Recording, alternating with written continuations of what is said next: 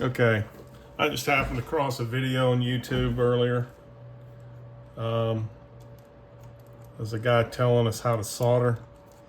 I don't know. I see a lot of things that a lot of people talk about techniques, or maybe not talk about techniques, but maybe they're doing something and using techniques that are just different.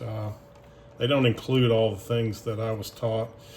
I was taught by the U.S. Navy. I went to micro miniature repair, electronics repair school, where we learned to repair multi-layer circuit boards. We did stuff under a microscope. It was kind of crazy and spooky, but that was the stuff that was designed to handle, 7G combat maneuvers in the F-14 Tomcats back in the day.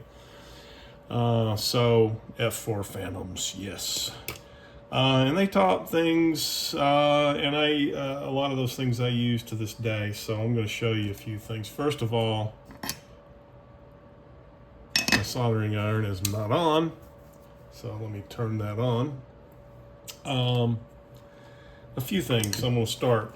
What I'm doing here is I am tinning leads. It'll go between this power entry module connector and the power switch.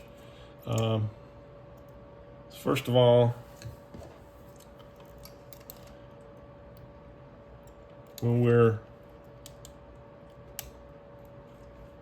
we're stripping the insulation, I twist it as I pull it off to make sure that the stranded wires are good and it's a tight bundle.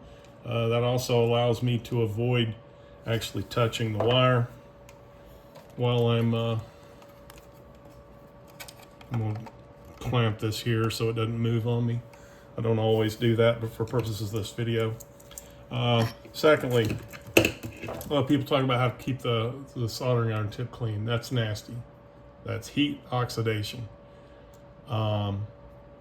They taught us thermal shock, which you would keep a sponge with water. That hot iron hits that cold water, and suddenly it's shiny again. I've never had to clean a soldering iron tip, and they last forever that way. So whatever you've heard, I've heard people say they don't like that. Other thing is, when I'm getting ready to solder, I bring the tip, the solder, and the wire together at the same time. I hit the solder to the tip. It's rosin core. That a little bit of melt flows the rosin, and that helps with the heat transfer. And then as I do this, I'm going to come up to where the insulation and the wire come together. I'm going to let it wick up underneath that insulation.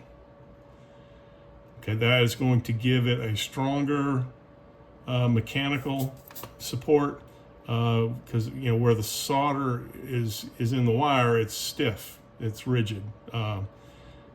So running the solder up underneath the insulation means that if for whatever reason this switch comes loose in the future and this is moving around, that wire will have extra support by the jacketing combined with the underflowed solder. So here we go.